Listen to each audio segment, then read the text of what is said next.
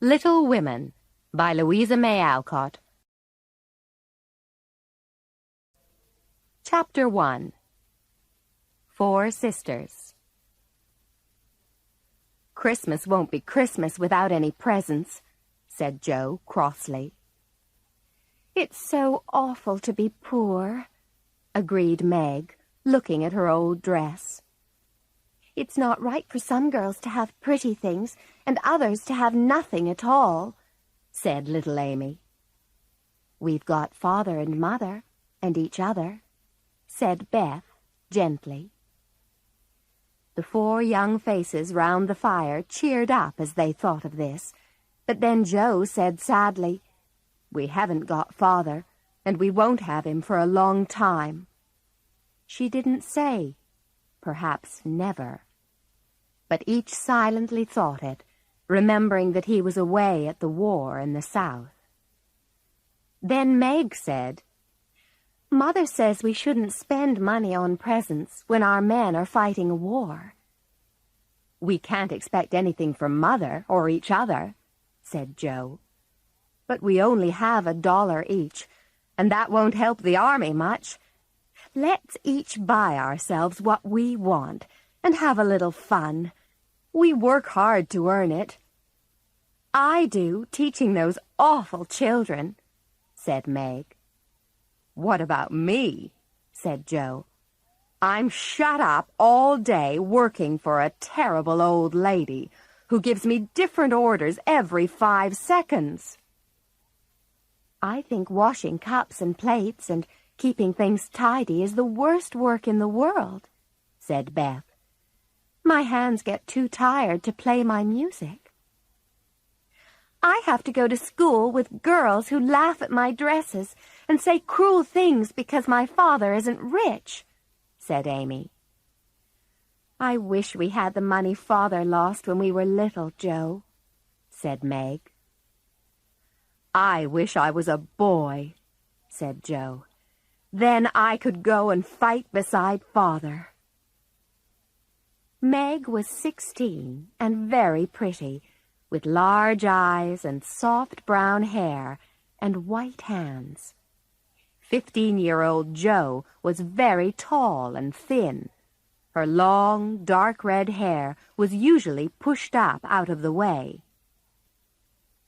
Beth was 13, a very shy girl who seemed to live in a happy world of her own.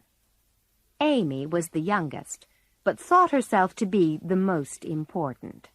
She had blue eyes and yellow hair which curled onto her shoulders.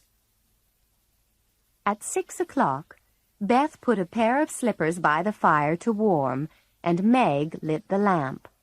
Amy got out of the comfortable chair without being asked, and Jo forgot how tired she was and held the slippers closer to the fire. "These are old," she said. "Mother needs a new pair." "I'll get her some with my $1," said Beth. "No, I shall," cried Amy. "I'm the oldest," began Meg. "I'm the man of the family now Father is away, and I shall buy them," said Jo. "Let's each get her something and not get anything for ourselves," said Beth. "That's a kind idea," said Jo. "What shall we get?" Everyone thought for a moment.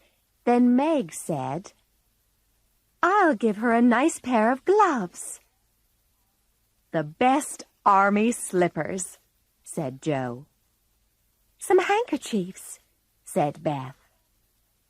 "A little bottle of perfume," said Amy. "It won't cost much, so I'll have some money left to buy something for me." "We'll let Mother think we're getting things for ourselves, and then surprise her," said Jo. Mrs. March arrived home soon after. She took off her wet things and put on her warm slippers. Meg made the tea, Jo brought wood for the fire, Beth was quiet and busy, and Amy gave orders. "I've got a letter from Father," cried Mrs. March. It was a letter to cheer them up, and the special message for the girls came at the end. Give them all my love and a kiss. I think of them every day.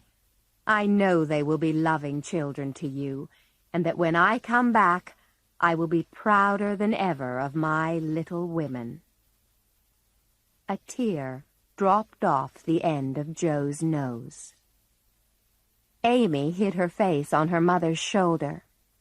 "I'm selfish," she cried, "but I'll try to be better." "We all will," cried Meg. "I think too much about the way I look and hate to work, but I won't any more." "And I'll try to be a little woman," said Joe, "and not be rough and wild." Beth said nothing, but she began to work hard at a blue army glove she was making. So the 4 girls decided that they would all try very hard to be good. They would never be cross or lazy or selfish, and they would all help each other. They talked over their plan that evening while they made sheets for Aunt March. Then, at 9 o'clock, they stopped to sing a song. Beth played the old piano, and Meg and her mother led the singing. Joe always sang in the wrong place, but the girls never got too old to sing together. Chapter 2. A Happy Christmas.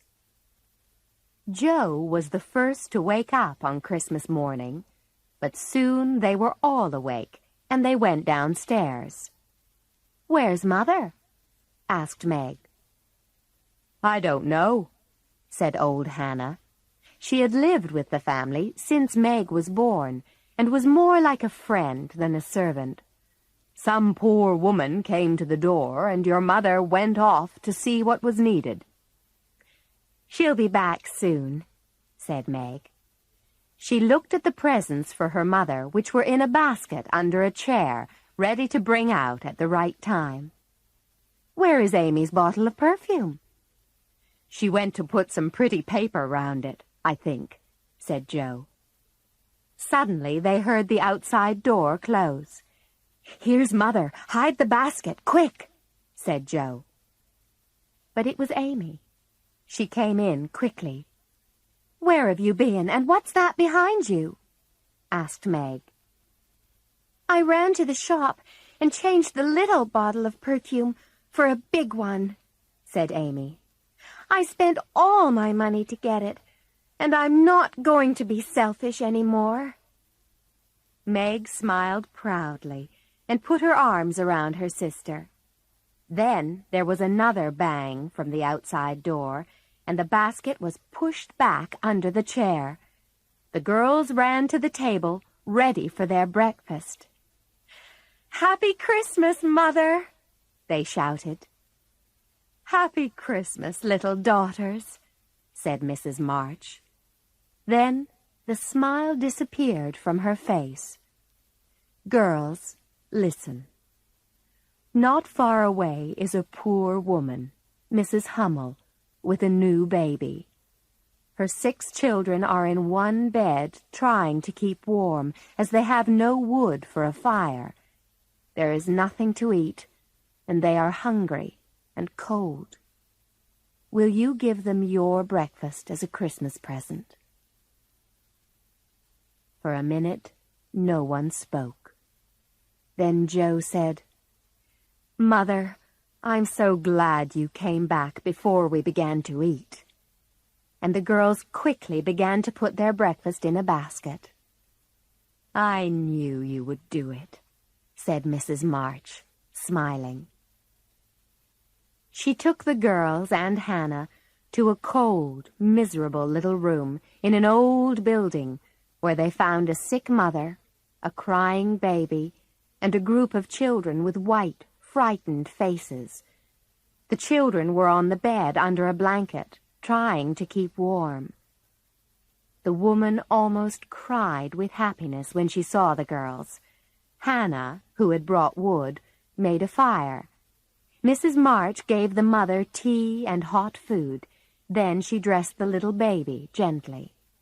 The girls put the children round the fire and fed them like hungry birds.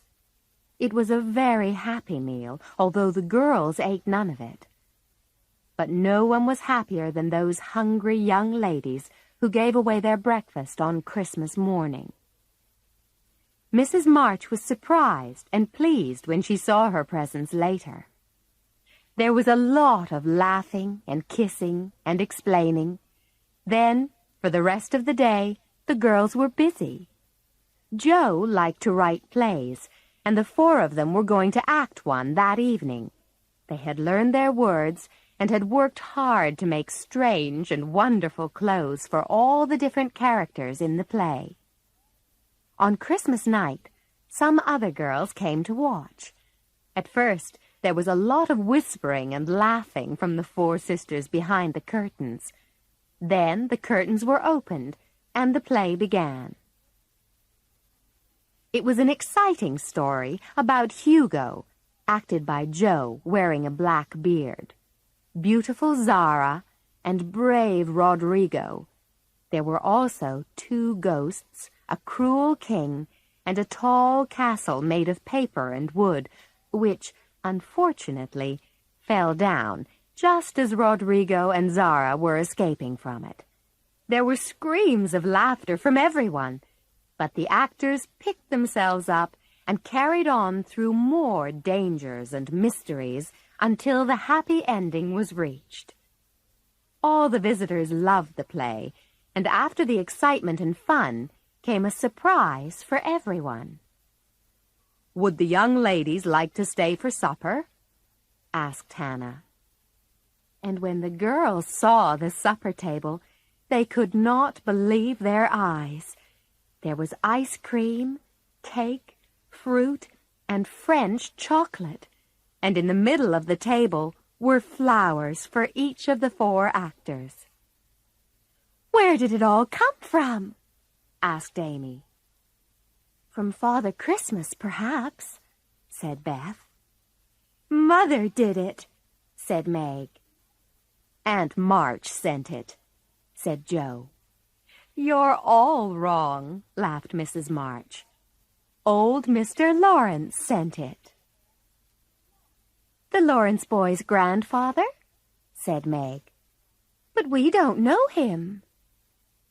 "Hannah told his servant about your breakfast party, and that pleased him," said Mrs. March.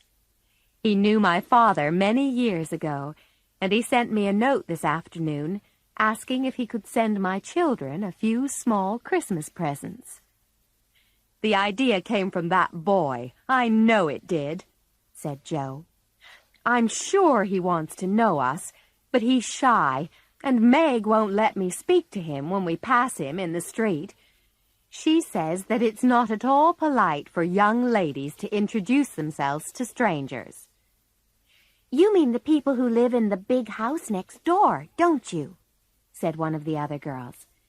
"My mother knows old Mr. Lawrence. She says he keeps his grandson in the house when the boy isn't riding or walking with his tutor, and makes him study very hard. We invited the boy to our party, but he didn't come." "That boy needs to have some fun," said Joe. Chapter 3. The Lawrence Boy. "Look," said Meg excitedly a day or 2 later. She waved a piece of paper at Joe. "An invitation to a New Year's party at Sally Gardner's house, and it's for both of us. Mother says we can go, but what shall we wear?" "Our best cotton dresses," said Joe, "because we haven't got anything else. Yours is as good as new, but mine has a burn and a hole in the back." "Then you must keep your back out of sight," said Meg.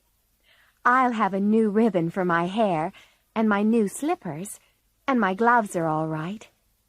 "Mine are stained, so I'll have to go without." "You must wear gloves to a dance, Joe," cried Meg. "Then we'll each wear one good one and carry a bad one," said Joe. Meg looked worried. "All right, but you will behave nicely, won't you? Don't stare, or put your hands behind your back." On New Year's Eve, the two younger sisters watched the two older girls get ready for the party. There was a lot of running up and down, and laughing, and talking. Meg wanted some curls around her face, so Jo began to work on the papered ends of Meg's hair with a pair of hot tongs. "Should they smoke like that?" asked Beth. "It's the wetness drying," said Jo. "What a strange burning smell," said Amy. "I'll take the papers off now," said Jo, "and you'll see lots of little curls." She took the papers off, and to her horror, the burnt hair came off with them. "Oh, oh, what have you done to my hair?" cried Meg. "I always get things wrong," said Jo unhappily. "I'm so sorry.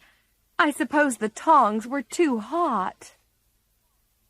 "Don't worry," Amy told Meg, who was crying.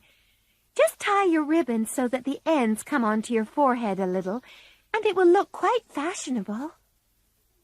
At last, Meg and Jo were ready and went off to the gardener's house, where Mrs. Gardner welcomed them kindly. Meg immediately began to enjoy herself with Sally, but Jo wasn't interested in girlish talk and stood with her back carefully against the wall, watching the dancing. Soon Meg was asked to dance. Then Jo saw a big red-haired boy coming towards her, and she quickly went through a door into a small room.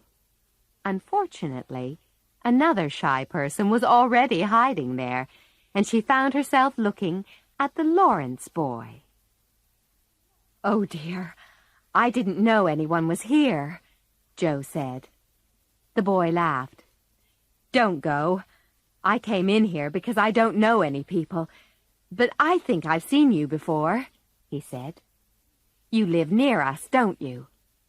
"Next door," said Jo. "We enjoyed your nice Christmas present." "My grandfather sent it, Miss March." "But you gave your grandfather the idea, didn't you, Mr. Lawrence?" "I'm not Mr. Lawrence, only Laurie," he said. "And I'm not Miss March, only Jo," she said. "Do you like parties?" "Sometimes," he answered. "I've been abroad a lot recently, and I don't know how you do things here." "Abroad?" said Jo. "Oh, did you go to Paris?" "We went there last winter." "Can you speak French?" she asked. He said something in French, and Jo listened carefully. "You asked, 'Who is the young lady in the pretty slippers?' It's my sister, Meg, and you knew it was. Do you think she's pretty?" "Yes," he said. "She looks so fresh and quiet." This pleased Jo very much, and soon the two of them were talking easily, like old friends. "I hear you're always studying hard," said Jo. "Are you going to college soon?" "Not for a year or two," he said. "I'm 16 next month, and I won't go before I'm 17. "I wish I was going to college," said Jo. "I hate even the idea of it," said Laurie. Jo wanted to know why, but he looked so serious that instead of asking, she said, "Why don't you go and dance?" "I will if you'll come too," he answered. "I can't because—" Jo stopped. "Because what?" "You won't tell?" "Never." "I've a bad habit of standing near a fire, and I burn my dresses," said Jo. "I have to keep still so that no one will see the burn on this one. Now, laugh if you like." But Laurie didn't laugh. "Never mind that," he said gently. "Please come." Jo smiled. "All right," she said. "Thank you." When the music stopped, they sat down and began to talk, but Jo saw Meg waving at her. She went over and followed her sister into a side room. "I've turned my foot over and hurt my ankle," said Meg. "I can't walk on it, and I don't know how I'm going to get home." "I'm not surprised you've turned your foot over in those stupid high shoes," said Jo. "You'll have to get a carriage or stay here all night." "A carriage will cost a lot," said Meg, "and I can't stay here for the night because the house is full. I'll just rest until Hannah comes to fetch us. Then do the best I can." "They're going in for supper now," said Jo. "I'll stay with you." "No, run and bring me some coffee," said Meg. Jo found the coffee, but immediately dropped some down the front of her dress. She was cleaning it off with Meg's glove when a friendly voice spoke to her. "Can I help?" said Laurie. He had a cup of coffee in one hand and a plate with a cake on it in the other. "I was trying to get something for Meg," said Jo. "And I was looking for someone to give this to," he said. He fetched more coffee and a cake for Jo. Then the three of them had a happy time talking together until Hannah arrived. Meg completely forgot about her foot and stood up quickly. She cried out with pain, and when Laurie saw that she could not walk, he immediately offered to take them home in his grandfather's carriage.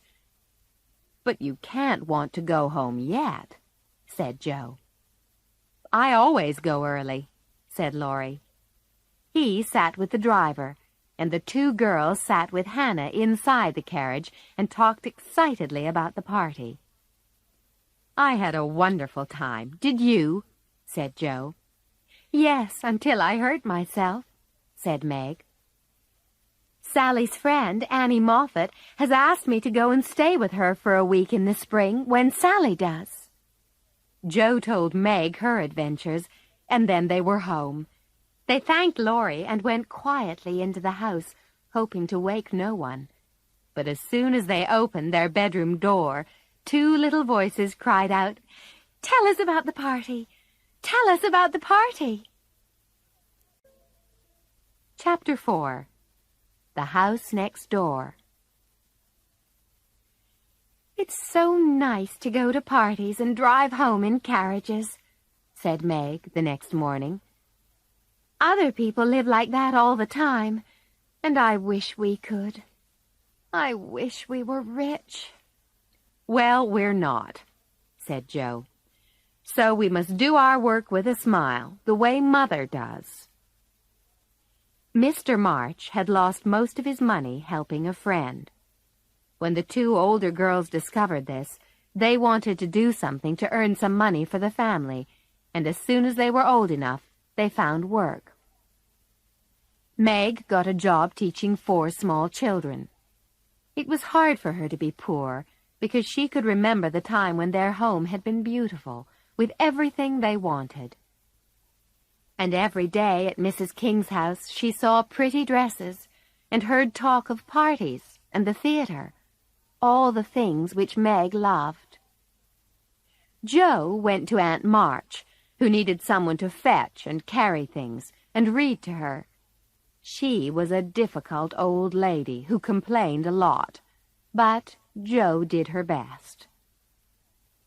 Beth was much too shy to go to school with other children, so she studied at home with her father. When he went away and her mother was busy with war work, Beth continued to study by herself and helped Hannah keep the home tidy for the others.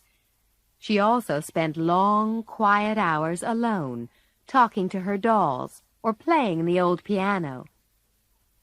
Beth loved music, and although the family could not afford music lessons or a good piano for her, she tried hard to make herself a better musician.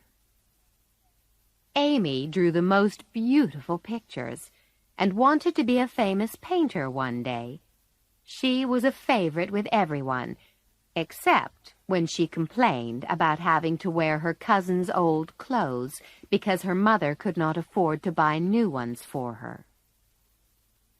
One afternoon, a week or two later, Joe went outside to clear the snow away from some of the garden so that Beth could walk there when the sun came out.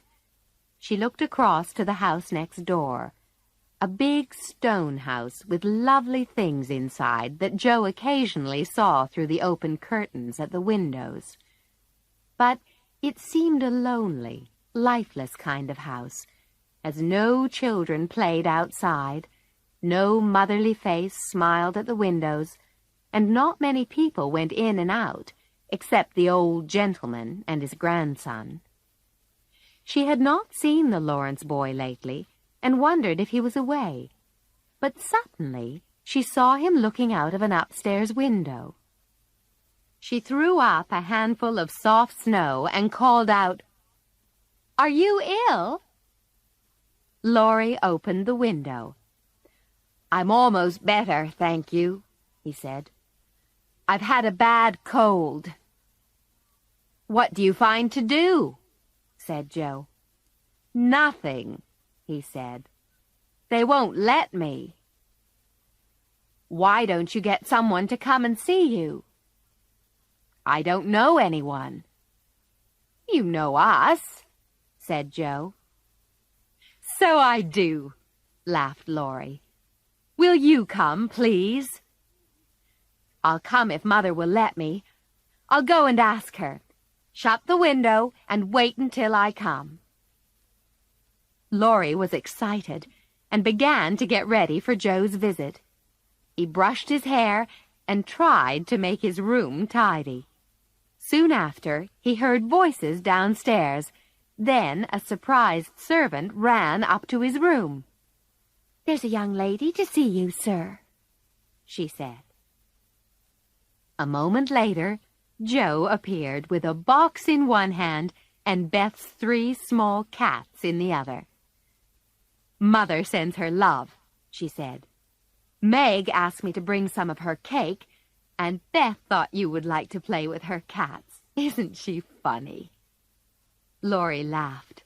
"How kind you all are," he said. "Shall I read to you?" said Joe. "I'd rather talk," he said. "I can talk all day," said Joe, smiling. "Beth says I never know when to stop." "Is Beth the one who stays at home?" "Yes, that's Beth. She's a good girl." "The pretty one is Meg, and the curly-haired one is Amy. Is that right?" he said. "Yes. How did you know?" Laurie's face became red. "I hear you calling to each other, and you always seem to be having so much fun. Sometimes, in the evenings, you forget to close your curtains, and I can see you sitting round the fire with your mother. I haven't got a mother."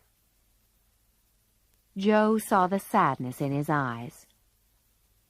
"Why don't you come over and see us? Would your grandfather let you?" "Perhaps, if your mother asked him," said Laurie. "He spends a lot of time among his books, and Mr. Brooke, my tutor, doesn't live here. So I haven't anyone to go out with." "Do you like your school?" "I don't go to school. I go out to work, to my aunt's," said Joe. She described the difficult old lady and made him laugh with her stories. She told him all about her sisters, the plays they acted, and their hopes and fears for their father. Then they talked about books, and Joe discovered that Laurie loved them as much as she did. "Come and see our library," he said. "Grandfather is out, so you needn't be afraid." "I'm not afraid of anything," replied Joe. He took her down to a room where the walls were covered with books and pictures.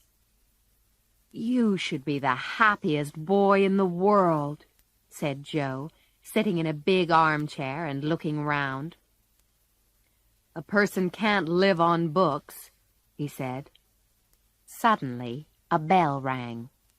Joe jumped up out of the chair. "It's your grandfather," she said. "What if it is?" said Laurie with a smile. "You're not afraid of anything, remember." "Perhaps I am a little bit afraid of him," said Joe. The servant came in at that moment. "The doctor is here to see you, sir," she said to Laurie.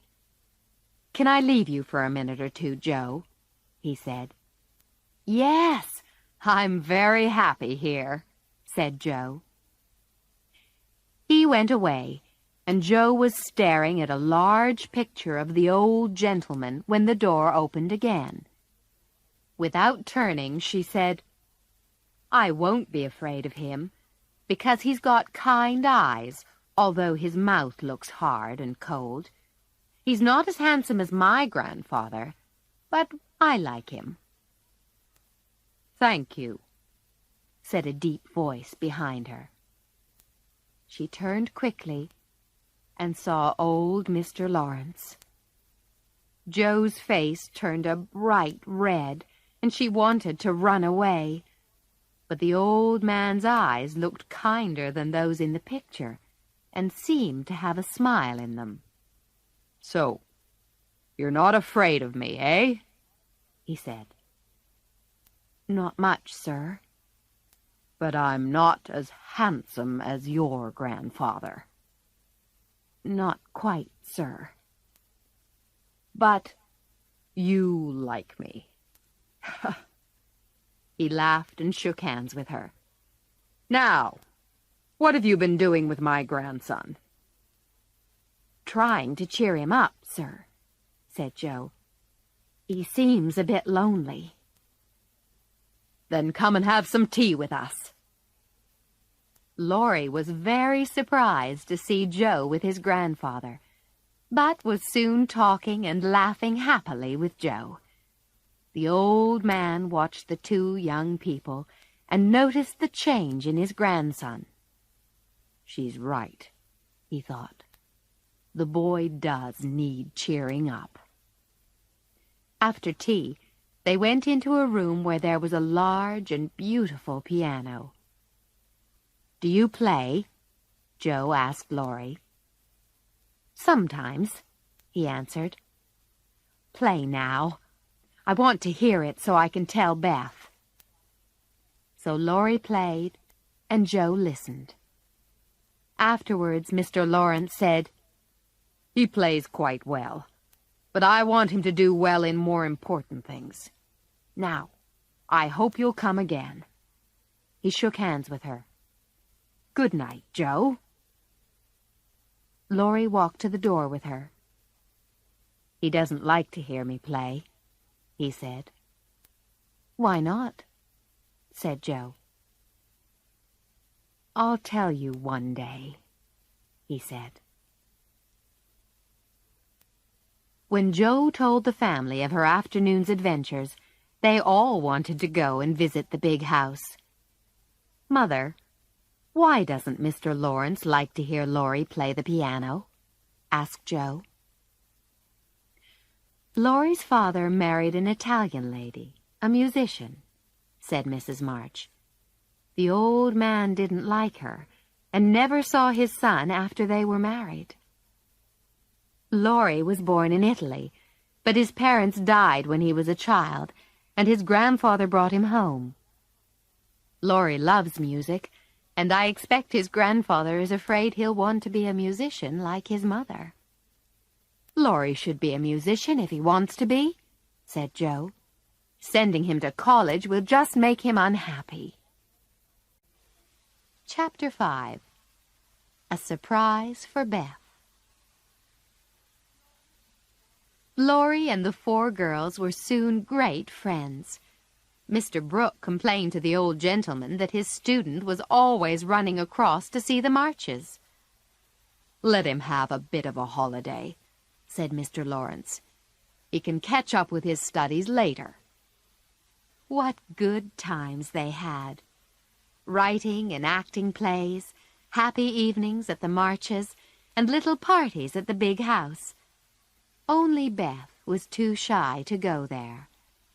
When Mr. Lawrence heard about Beth's shyness, he came to have tea with their mother one day, and began to talk about music and great singers he had heard. Beth found it impossible to stay in her corner, and came to listen. "Laurie hasn't much time for his music," Mr. Lawrence told Mrs. March. "So the piano is not used very often. Would any of your girls like to play it sometimes? They needn't see or speak to anyone, and I'll be in my study." He got up to go. "But if they don't want to come—" At this moment, a little hand touched his own. It was Beth's. I want to come," she said, her voice shaking. "Very much."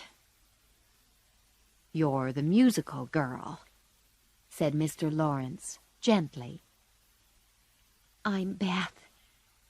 Yes, I love music, and I shall come." The next day, Beth waited until the old and the young gentleman both went out. Then she ran across to the big house and found her way to the room with the beautiful piano. As soon as she began to play, she forgot her fears immediately in the delight which the music gave her. After that, Beth went every day. She never knew that Mr. Lawrence often opened his study door to hear her playing, or that Laurie stood in the hall to keep the servants away from the shy little girl. But she was so grateful that she asked her mother and sisters to help her make the old gentleman a pair of slippers. After several days' careful sewing, the slippers were finished. Then Beth wrote a short letter, and with Laurie's help, left it with the slippers in the old man's study one morning before he was up. The next day, Beth went out for a walk, and when she came back, the others were waiting for her. "Here's a letter for you, Beth," they called out. "Come and read it." She hurried to the house, and they took her into the front room. "Look there," everyone was saying at once. Beth looked and got the biggest surprise of her life. For there stood a lovely little piano with a letter on the top of it, addressed to Miss Elizabeth March. You read it, Joe," whispered Beth. "I can't." So Joe opened the letter and began to read. "Dear Miss March," she read, "I have had many pairs of slippers, but none which have pleased me so much as yours. I should like to thank you for your kindness by sending you something that once belonged to my little granddaughter, who died. With many thanks, I am your good friend, James Lawrence." Joe put an arm around her sister. "Now, try it, Beth," she said. Beth sat down and began to play, and everyone thought it was the most perfect piano they had ever heard. "You'll have to go and thank him," said Joe, with a smile, knowing that Beth was much too shy to do anything like that. But Beth surprised them all. "I'll do it at once," she said bravely, and away she walked, through the garden and into the big house next door. She went up to the old gentleman's study and knocked on the door. "Come in," said Mr. Lawrence. Beth went in. "I came to say thank you, sir," she began, in her quiet little voice. But he looked so friendly that she ran and put both her arms around his neck and kissed him. The old gentleman was so surprised that he nearly fell off his chair. But he was very pleased indeed by that shy little kiss, and soon the two of them were talking like old friends. Later, he walked home with Beth. The girls, watching with great interest from the window, could not believe their eyes. "Well," Meg said, "I do believe the world is coming to an end." Chapter 6. Amy in Trouble. "Where are you going?" Amy asked Meg and Joe one afternoon. "I want to come too." "You can't, dear. You're not invited," said Meg. "You're going somewhere with Laurie. I know you are." "Yes, we are," said Joe. "Now stop annoying us." "You're going to the theater," Amy said suddenly. "I want to go with you." "We could take her, I suppose," began Meg. "No, Laurie only invited us," said Joe. "I shall go," shouted Amy. "Meg says I can." "You just stay where you are," said Joe angrily. "I'll make you sorry for this, Joe March," Amy shouted as Meg and Joe left the house. The two older sisters enjoyed themselves at the theater, but Joe couldn't stop worrying as she wondered what Amy would do to make her sorry. She found out the next afternoon. Beth, Amy, and Meg were sitting together when Joe ran into the room. "Has anyone taken my notebook?" Joe asked. Meg and Beth said no at once, but Amy said nothing. "Amy, you've got it," said Joe. "No, I haven't," said Amy. "That's a lie," said Joe. "Tell me the truth or I'll make you." "Do what you like," said Amy. "You'll never see your stupid book again because I burned it." Joe's face went white. "What? But I worked so hard writing my stories." "I said I'd make you sorry, and I have," said Amy.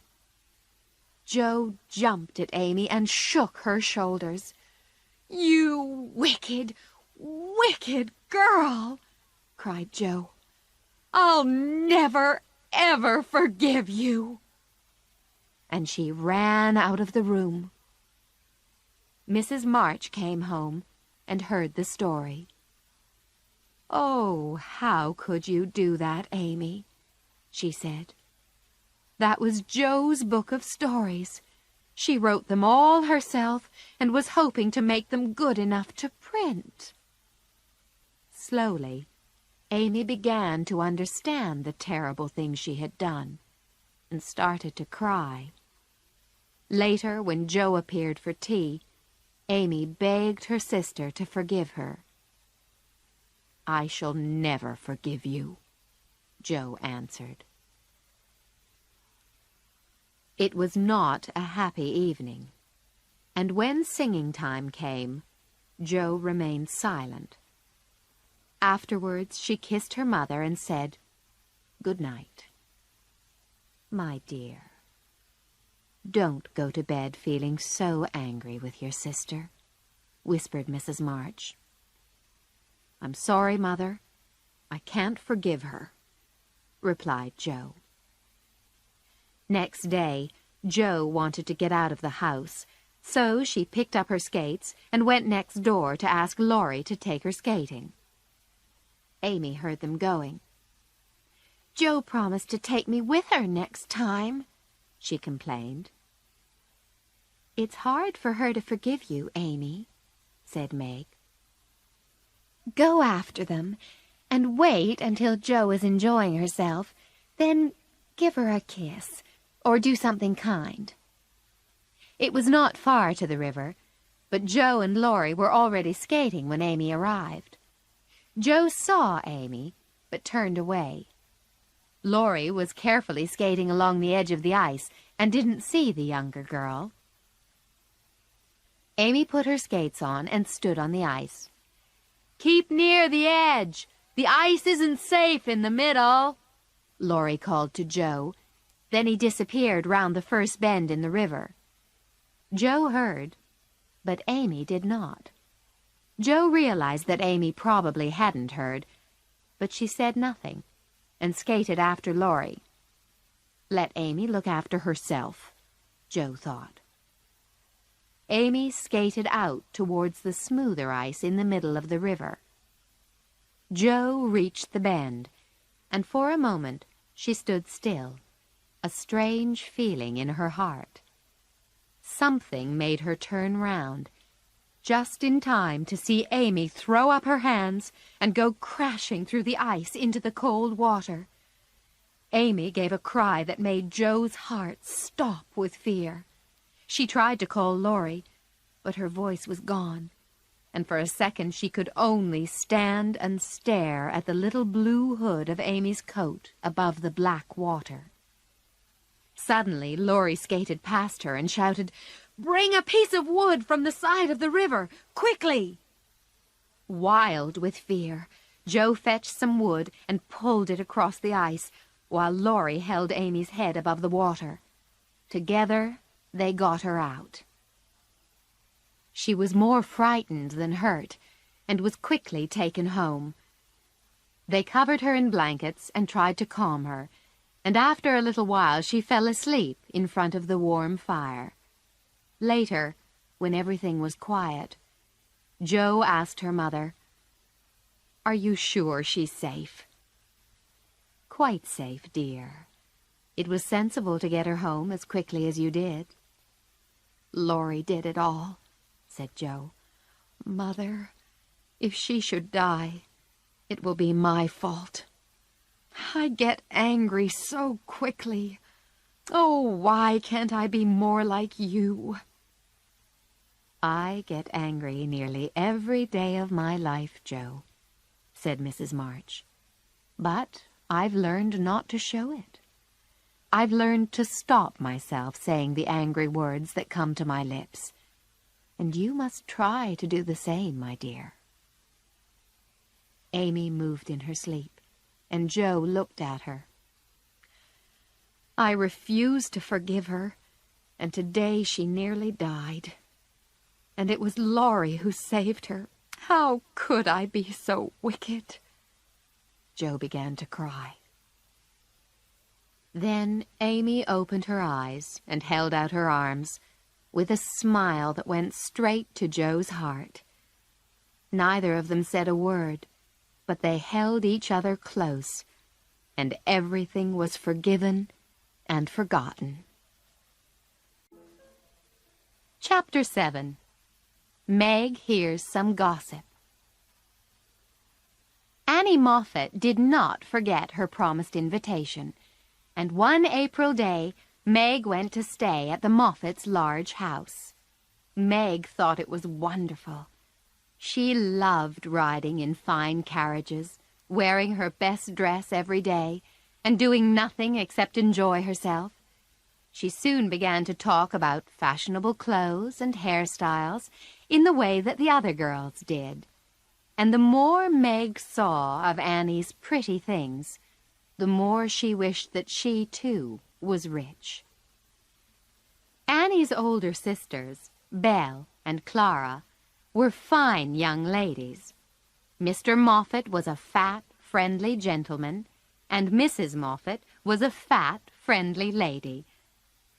They were all very kind to Meg, and did their best to make her feel at home.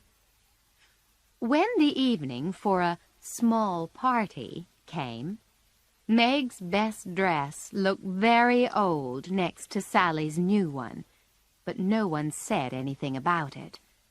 The girls were getting ready when a servant brought in a box of flowers. "For Miss March," she said. And here's a letter." "What fun! Who are they from?" said the girls. "We didn't know you had a young man." "The letter is from Mother, and the flowers are from Laurie," said Meg, simply. "Oh," said Annie, with a strange look.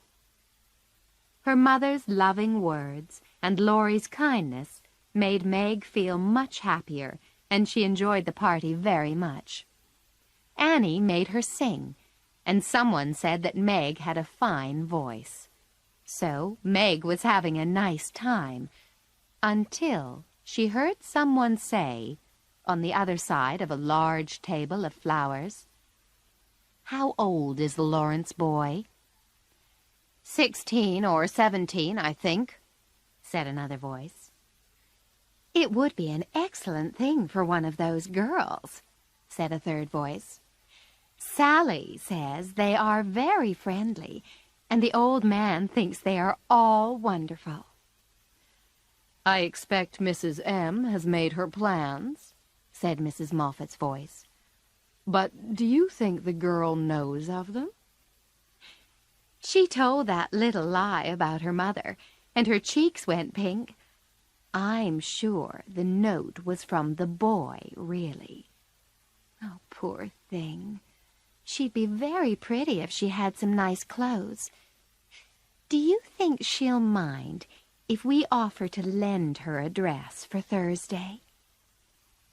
"I shall ask young Lawrence to come, and we'll have some fun with her afterwards." Meg tried to forget what she'd heard, but could not. The gossip made her angry, and she was glad when the party was over and she was alone in her bed. She cried quietly to herself. Why did people have to say those things?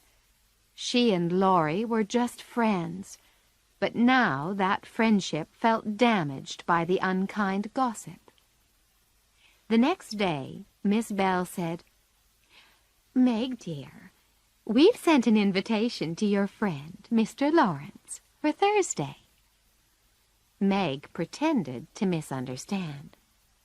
"You're very kind, but I'm afraid he won't come. He's nearly 70. Miss Bell laughed. "I mean the young man."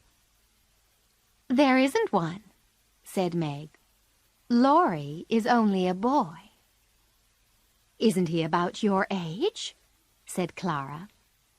"Nearer Joe's," said Meg. "I'm 17 in August." "It's nice of him to send you flowers," said Annie. "He often does, to all of us," said Meg. "My mother and old Mr. Lawrence are friends, you know." "What will you wear on Thursday?" asked Sally. "My white dress again. I haven't got any others." "No others?" said Sally. "How funny. I have a pretty blue dress I can't wear any more, Meg," said Belle. "It will please me if you wear it." "You're very kind, but—" began Meg. "Please do," said Belle. "You'll look quite beautiful in it." Meg couldn't refuse this kind offer, and, on the Thursday evening, Belle helped to change Meg into a fine lady. She brushed and curled her hair, reddened her lips, then helped her to get into the sky-blue dress. The neck of the dress was cut very low, and Meg was quite shocked when she saw herself in the mirror. A necklace and earrings were added, and Meg was ready for the party. At first, she felt strange in all the fine clothes, but she soon discovered that people who did not usually notice her now came to speak to her. Several young men who had only stared before now asked to be introduced. Suddenly, Meg saw Laurie across the room. He was staring at her, and he didn't look very pleased. Meg began to feel uncomfortable, and she wished that she had worn her old dress. As she walked up to Laurie, she saw Belle and Annie watching them both and smiling. "I'm glad you came," Meg said to Laurie in her most grown-up voice. "I was afraid you wouldn't." "Joe wanted me to come and tell her how you looked," said Laurie. "What will you tell her?" "I'll say I didn't know you, because you look so unlike yourself. I'm quite afraid of you," he said. "The girls dressed me up for fun," said Meg. "Don't you like it?" "No, I don't," came the cool reply. Meg became angry. "Then I shan't stay with you." And she walked off towards the window. A moment or two later, an older man went past her, and she heard him say to his friend, "That girl has been dressed up like a doll." "Oh, dear," thought Meg. "Why didn't I wear my own things?" She turned and saw Laurie behind her. "Please forgive me," he said. "Come and have something to eat." Meg tried to look annoyed. "Please come," he said again. "I don't like your dress, but I do think you are wonderful." Meg smiled and found it impossible to stay angry with him.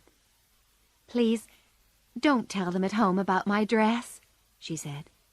"They won't understand that it was just for fun, and it will worry Mother. I was stupid to wear it, but I'll tell them myself." "I won't say anything," he promised. He did not see her again until supper time, when she was drinking wine with 2 other boys.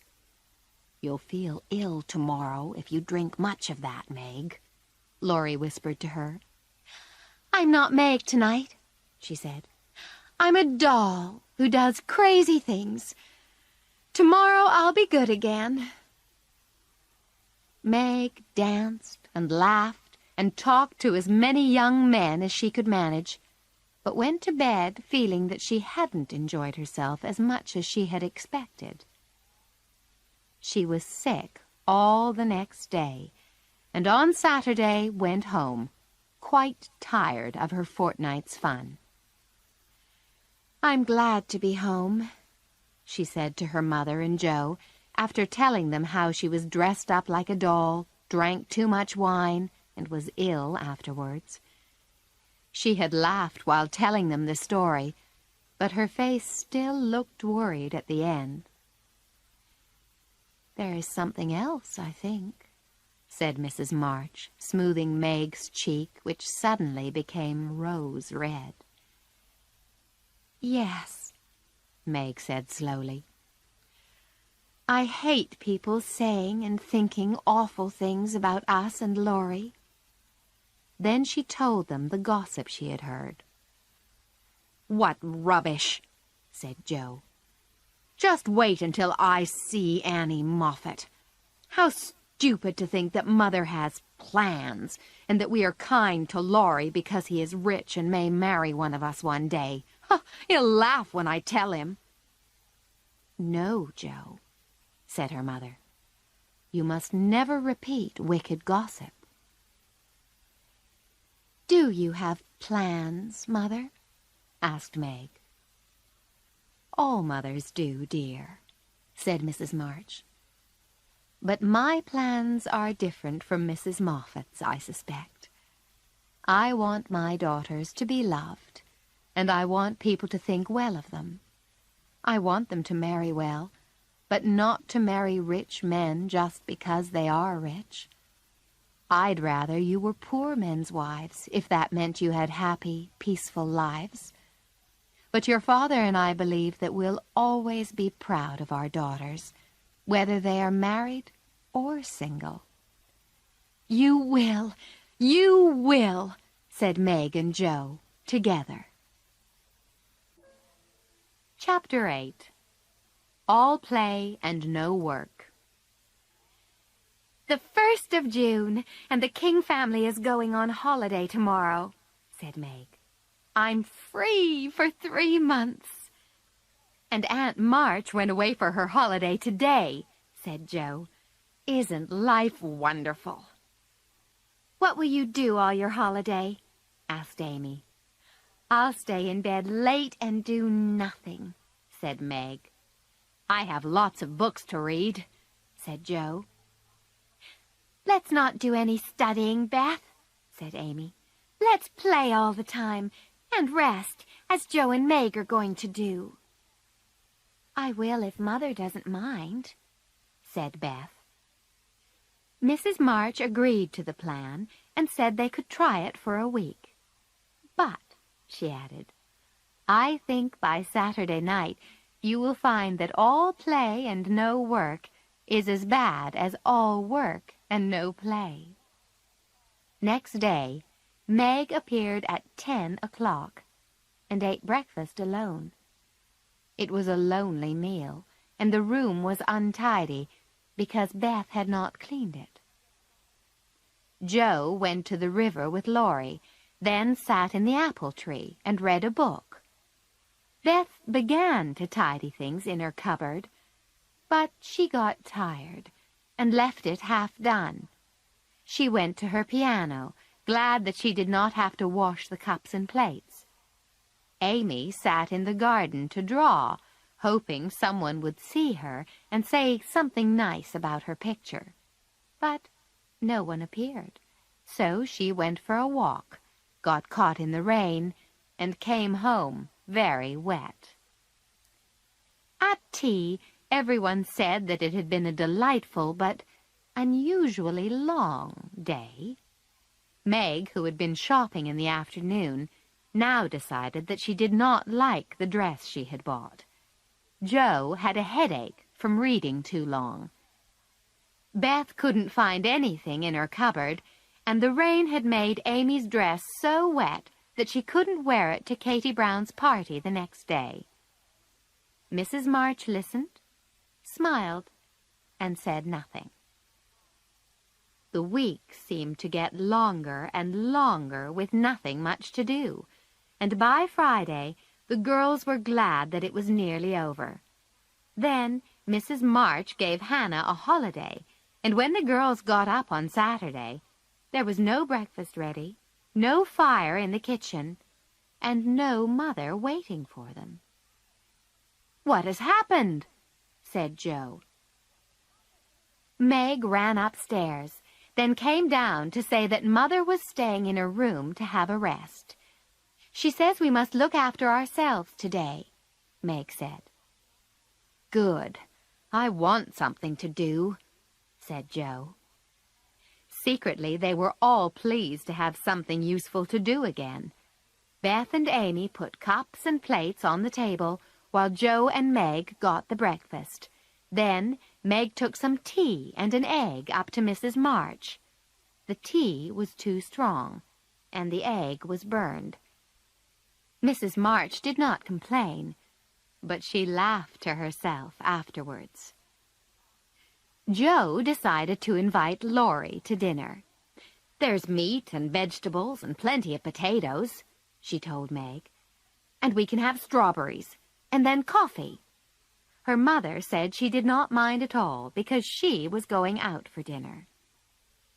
Joe did her best, but the potatoes were still hard in the middle, the vegetables were cooked too long and fell to pieces, and the meat was burned black. The strawberries were not ready for eating, and she put salt on them instead of sugar. Unfortunately, this was not discovered until Laurie began eating them. He pretended everything was all right, but Amy took a spoonful and ran from the table. "What's wrong?" said Joe. Meg and Laurie told her. "Oh, no," said Joe. Then she saw Laurie start to smile, and she began to laugh. Soon, everyone was laughing with her. "What a terrible day," said Joe, after they had cleared everything away. Mrs. March returned home later. "Have you enjoyed your week of all play and no work, girls? Or do you want another week of it?" she said. "I don't," said Joe. "Nor do I," shouted the others. "Mother, did you go out and leave us just to see how we would manage?" asked Meg. "Yes," said Mrs. March. "I wanted you to see that being comfortable depends on us all helping each other, and not just thinking of ourselves. Isn't it better to have time for play and time for work, and to make each day useful and enjoyable?" "Oh, it is, Mother, it is," said the girls. Some days later, all 4 girls went on a picnic with Laurie and his tutor, Mr. Brooke, and some other young people. Sally Gardner and her English friend, Miss Kate Vaughan, were among them. It was a sunny day, and they had their picnic on a hill under some trees. After the meal, most of the young ladies and gentlemen played games, but Miss Kate sat under a tree and began to draw. Meg watched, while Mr. Brooke lay on the grass beside her, with a book, which he did not read. "I wish I could draw," said Meg. "Why don't you learn?" replied Miss Kate. She was a little older than the other girls, and was very much the fashionable young lady. "I haven't time," said Meg. "I have a job teaching 4 children in a family." "Oh," said Miss Kate, looking rather shocked. She said no more, but her face showed that she thought being a private teacher was little better than being a servant, and Meg's cheeks quickly became red. "In America, young ladies prefer to work and earn money for themselves," said Mr. Brooke quickly, "and not expect others to pay for everything."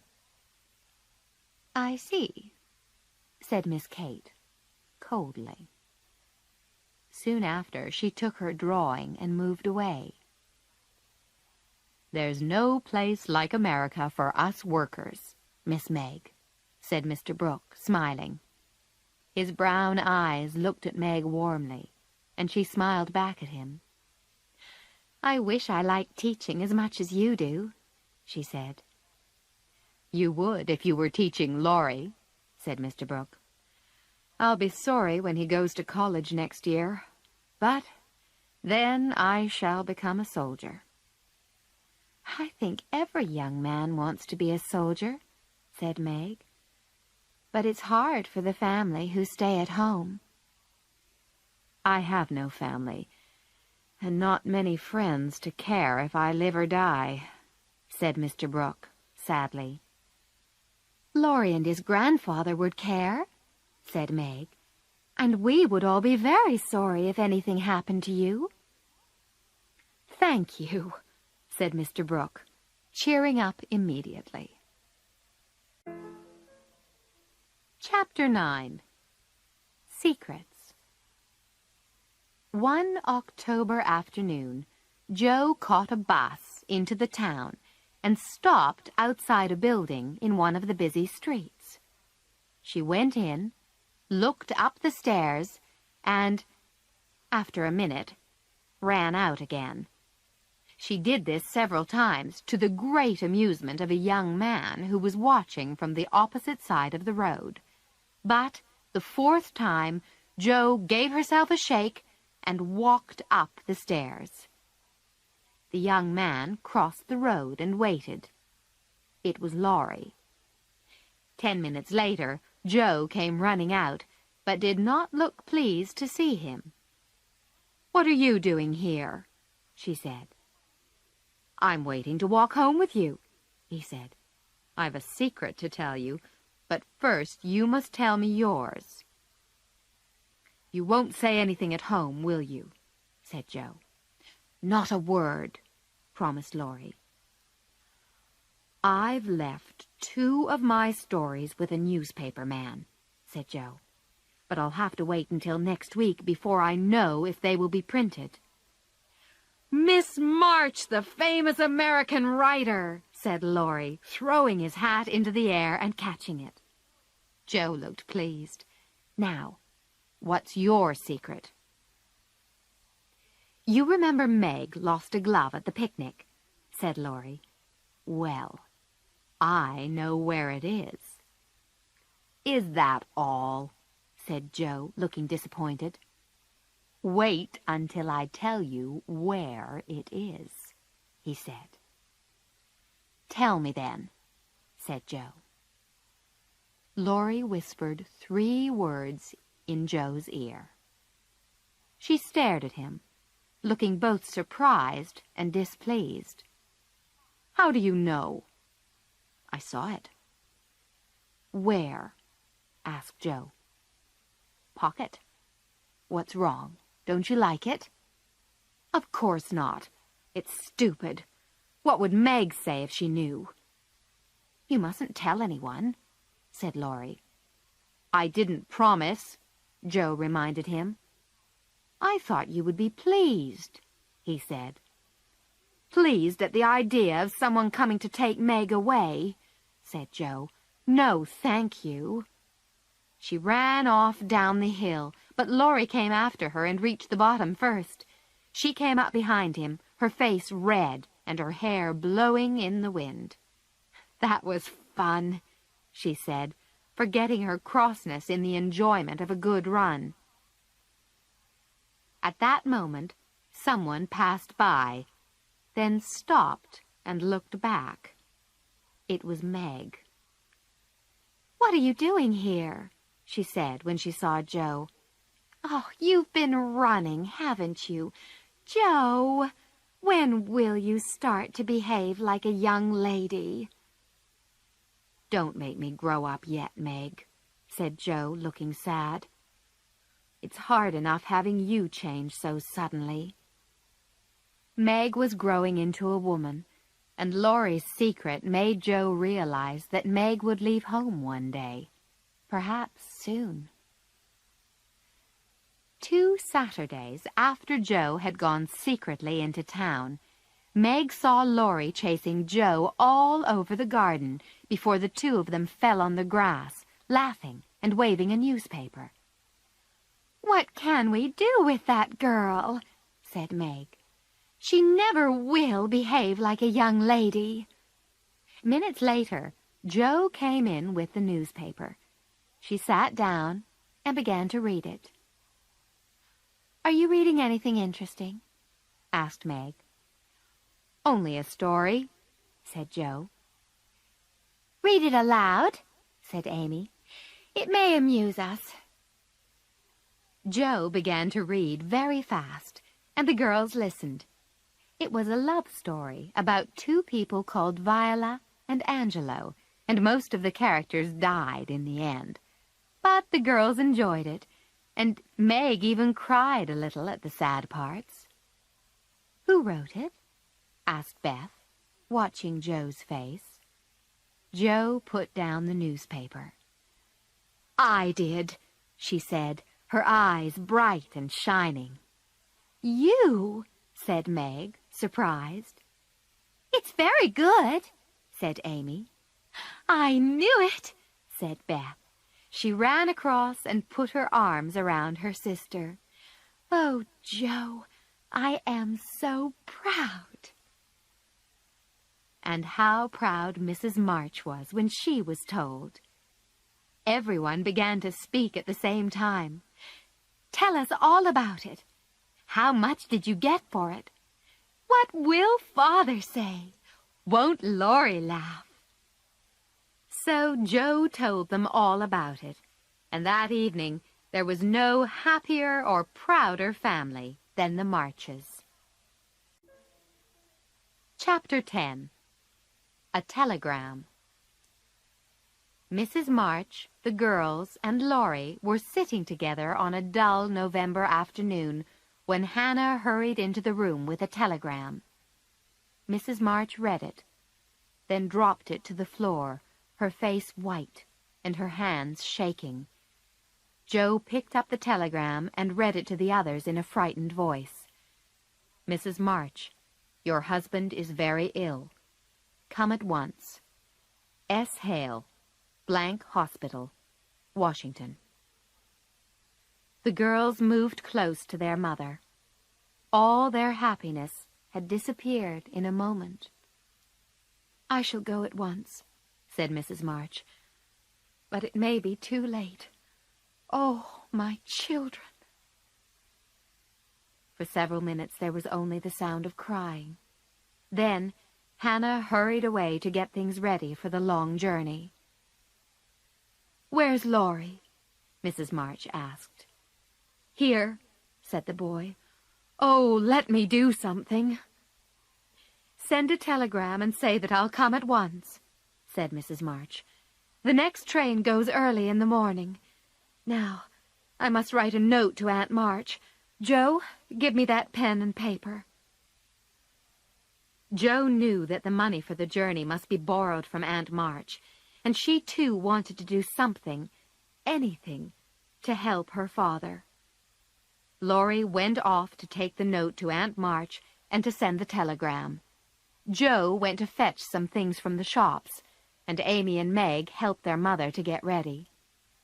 "Father will need good food and wine to help him get better, and there won't be much at the hospital," said Mrs. March. "Beth, go and ask Mr. Lawrence for a couple of bottles of wine. I'm not too proud to beg for Father." Mr. Lawrence came back with Beth. He offered to go with Mrs. March, but she wouldn't let the old gentleman make the long, tiring journey, although he could see that she would like to have somebody with her. He went away again, saying, "I'll be back." Soon after, Meg saw Mr. Brooke by the door. "I'm very sorry to hear your news, Miss March," he said gently. "Mr. Lawrence and I think it will be a good idea if I travel with your mother." "How kind you all are," said Meg. "It will be so good to know that there is someone to take care of Mother. Thank you very much." She put out her hand and smiled gratefully up into his warm brown eyes. Laurie came back with a letter and money from Aunt March, but Joe did not return.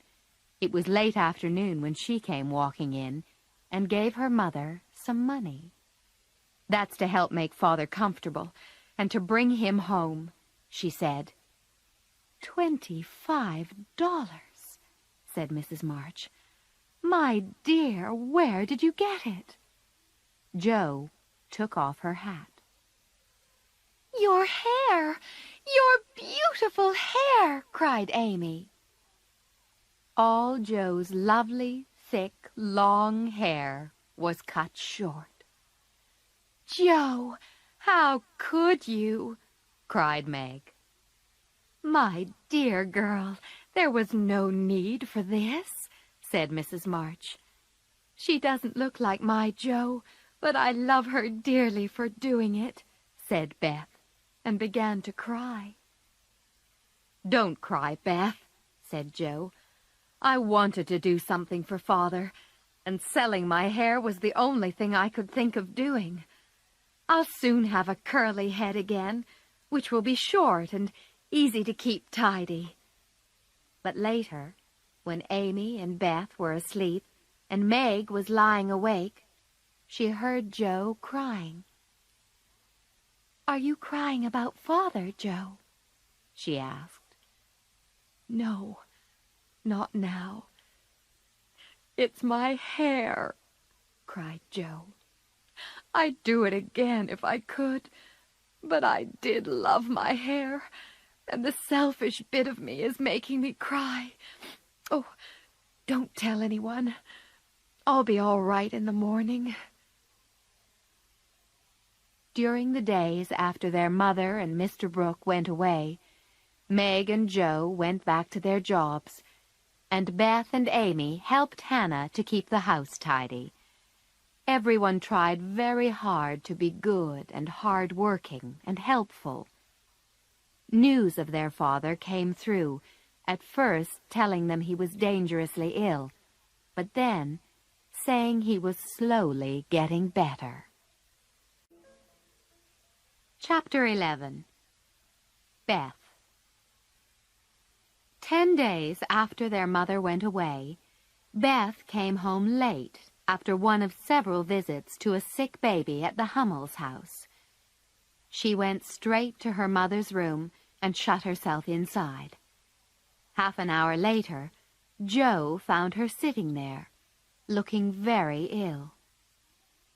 "Beth, what's the matter?" cried Joe. Beth put out a hand to keep her away. "You've had scarlet fever, haven't you?" she said. "Years ago, when Meg did," said Joe. "Why?" "Oh, Joe, Mrs. Hummel's baby is dead," said Beth. "It died in my arms before Mrs. Hummel got home." "My poor Beth, how awful for you," said Joe, putting an arm around her sister. "What did you do?"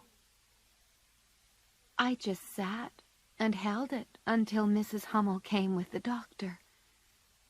He looked at Heinrich and Minna, who were also feeling sick. 'It's scarlet fever,' he said. Then he told me to come home and take some medicine quickly, or I would catch it too." "I'll fetch Hannah," said Joe.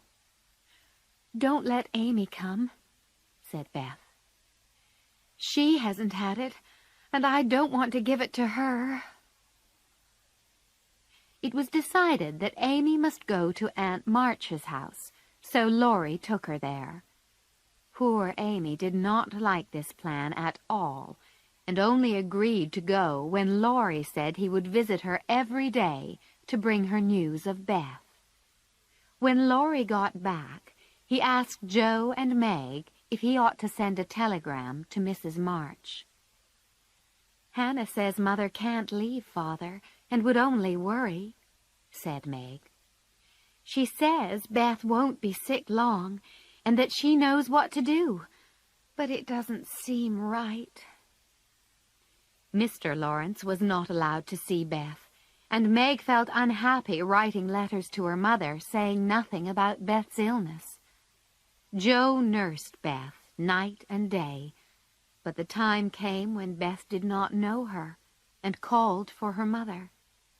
Joe was frightened, and Meg begged to be allowed to write the truth, but Hannah said there was no danger yet. Then a letter came saying that Mr. March was worse and could not think of coming home for a long time. How dark the days seemed. How sad and lonely. The sisters worked and waited as the shadow of death lay over the once happy home. It was then that Meg realized how rich she had been in the things which really mattered: love, peace, good health. And Joe, watching her little sister, thought about how unselfish Beth always was, living for others and trying to make home a happy place for all who came there. Amy, sad and lonely at Aunt March's house, just wanted to come home so that she could do something to help Beth. On the first day of December, the doctor came in the morning. He looked at Beth, then said quietly, "If Mrs. March can leave her husband, I think she should come home now." Joe threw on her coat and ran out into the snow to send a telegram. When she arrived back, Laurie came with a letter saying that Mr. March was getting better again. This was good news, but Joe's face was so unhappy that Laurie asked, "What is it? Is Beth worse?" "I've sent for Mother," said Joe, beginning to cry. Beth doesn't know us anymore. Laurie held her hand and whispered, I'm here, Joe. Hold on to me. Your mother will be here soon, and then everything will be all right. I'm glad Father is better, said Joe. Now Mother won't feel so bad about coming home. You're very tired, said Laurie. But I'll tell you something to cheer you up better than anything. What is it? Said Joe. Laurie smiled. I sent a telegram to your mother yesterday, and Mr. Brooke answered that she'd come at once. She'll be here tonight, and everything will be all right. Joe threw her arms around him. Oh, Laurie! Oh, Mother, I am so glad! She did not cry again, but held on to her friend. He was surprised, but he smoothed her hair and followed this with a kiss or two. Joe pushed him gently away. Oh, don't. I didn't mean... I enjoyed it, laughed Laurie, then went on. Grandfather and I thought your mother ought to know. She wouldn't forgive us if Beth... well, if anything happened. Her train will be in at 2 o'clock in the morning, and I'll meet her. All that day the snow fell and the hours went slowly by. The doctor came, then said he would come back after midnight, when he expected there to be some change in Beth's condition, for better or worse. Hannah fell asleep in a chair beside Beth's bed. Mr. Lawrence waited downstairs, while Laurie lay on the floor, pretending to rest. The girls just waited, unable to sleep. At 12 o'clock, a change seemed to pass over Beth's face. Hannah slept on, but the girls saw the shadow which seemed to fall upon the little bed. An hour went by, and Laurie left quietly for the station. At 2 o'clock, Joe was standing at the window, watching the snow. She heard something, and turned to see Meg kneeling beside her mother's chair. A cold feeling of fear passed over Joe. Beth is dead, she thought. She ran to the bed. The pain had gone from Beth's face, and now there was a look of peace instead. Joe kissed her and softly whispered, "Goodbye, Beth. Goodbye." Hannah woke up and looked at Beth. "The fever's gone," she cried. "She's sleeping and breathing easily." The doctor came soon after. "I think she'll be all right," he said. "Keep the house quiet and let her sleep." Meg and Joe held each other close, their hearts too full for words. Beth was lying as she used to, with her cheek on her hand, and breathing quietly. "I wish Mother would come now," whispered Joe. And a moment later, they heard the sound of the door below, a cry from Hannah, then Laurie's happy voice saying, "Girls, she's come! She's come!" Chapter 12. Love and Mr. Brooke. When Beth woke from her long sleep, she looked into her mother's face and smiled. Then she slept again, but Mrs. March held on to her daughter's thin little hand. Hannah made breakfast while Meg and Joe listened as their mother told them about their father's health and Mr. Brooke's promise to stay with him. Then Meg and Joe closed their tired eyes and were able to rest at last. Laurie went to give the good news to Amy at Aunt March's house. He, too, was tired after the long night, and just managed to finish telling his story before he fell asleep in the chair. Amy began to write a short letter to her mother, but before she could finish it, she saw Mrs. March coming towards her aunt's house. Amy ran to meet her. There were probably many happy little girls in the city that day, but Amy was the happiest of them all as she sat on her mother's knee. "I've been thinking a lot about Beth," she said. "Everyone loves her because she isn't selfish. People wouldn't feel half so bad about me if I was sick, but I'd like to be loved and missed. I'm going to try and be like Beth as much as I can." Her mother kissed her. "I'm sure you will succeed," she said. "Now, I must go back to Beth. Be patient, little daughter, and we'll soon have you home again." That evening, while Meg was writing to her father, Jo went upstairs to Beth's room and found her mother beside the bed as the little girl slept. "I want to tell you something, Mother," said Jo. "Is it about Meg?" said Mrs. March. "How quickly you guessed," said Jo. "Yes, it's about her. Last summer, Meg lost one of her gloves at the Lawrences' picnic, and later Laurie told me that Mr. Brooke had it and kept it in his coat pocket. It fell out once, and Laurie saw it. Mr. Brooke told Laurie that he liked Meg, but was afraid to tell her because she was so young and he was so poor. Isn't it all awful?" "Do you think Meg likes and cares about him?" asked Mrs. March, with a worried look. "I don't know anything about love," said Jo. "Do you think she's not interested in John?"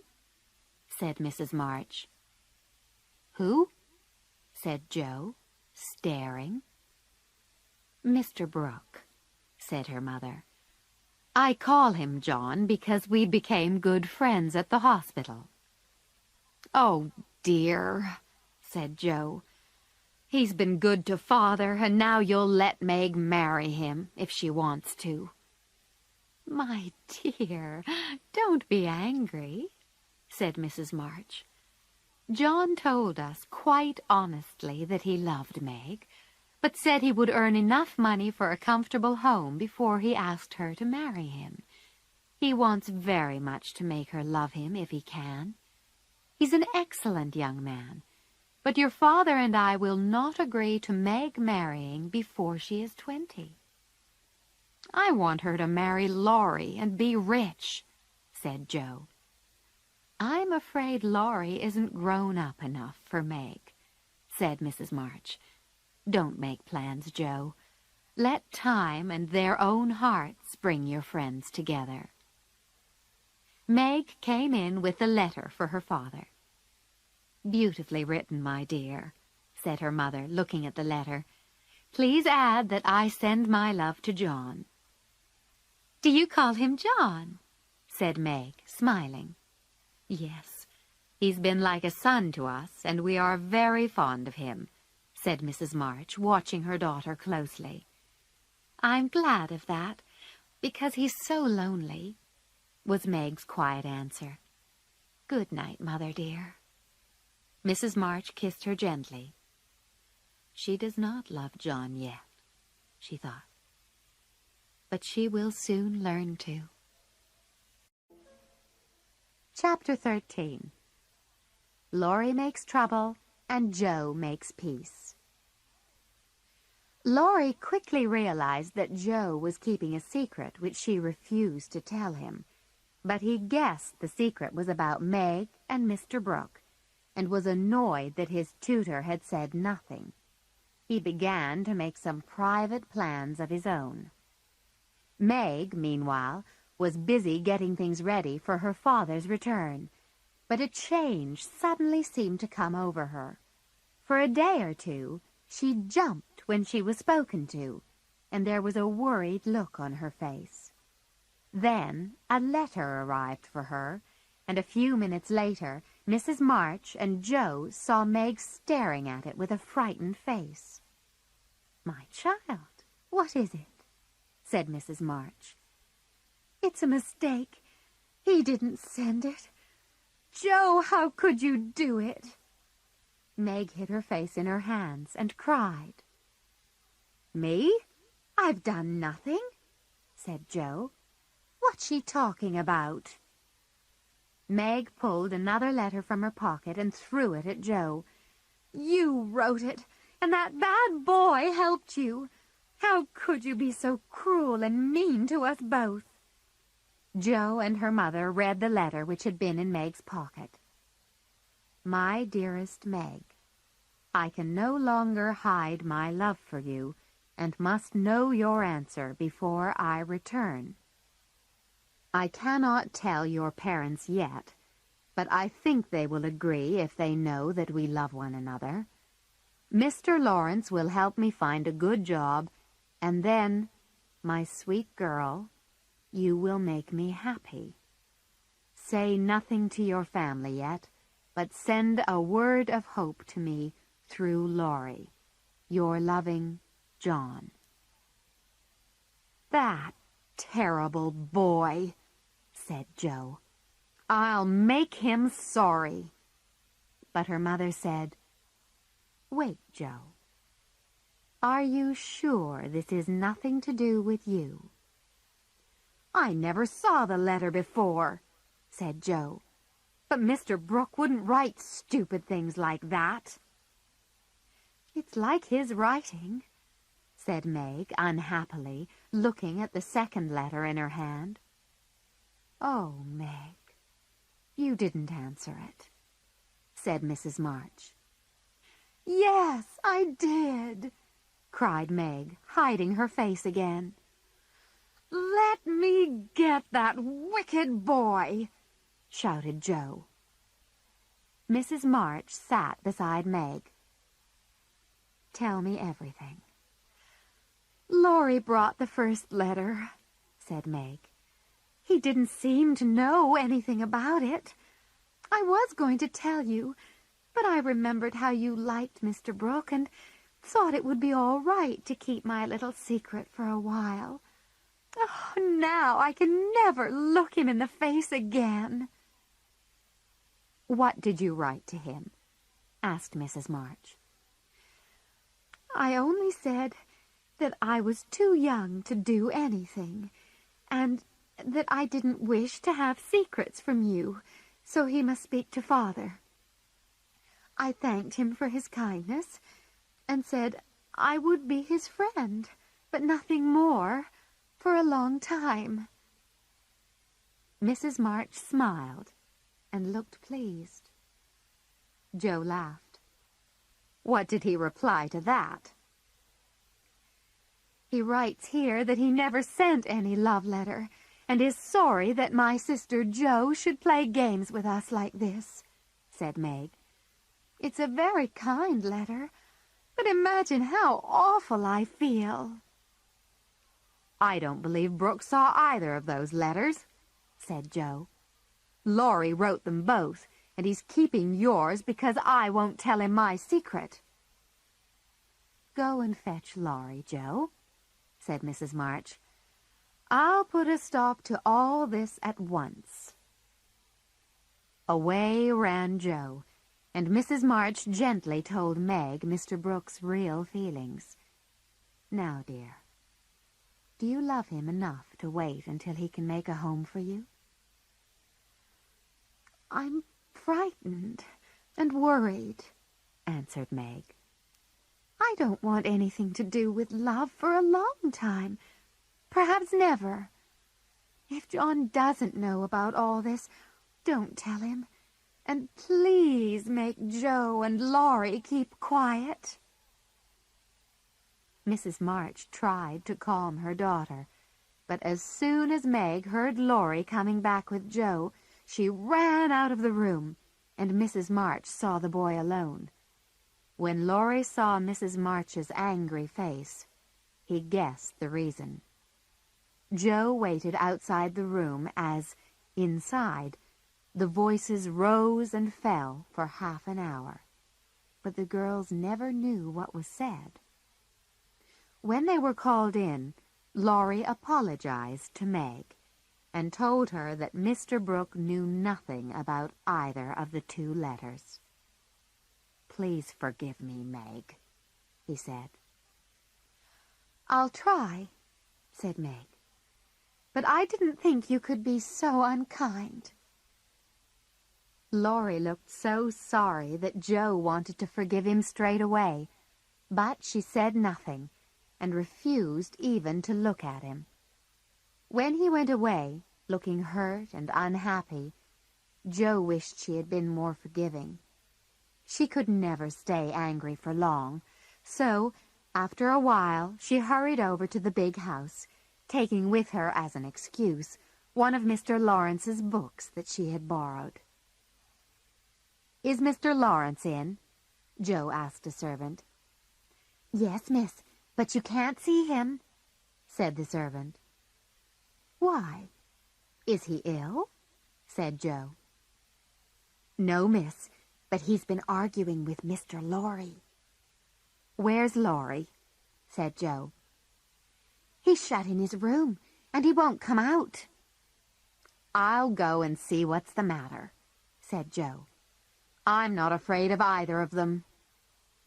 She went upstairs and knocked on Laurie's door. "Stop that!"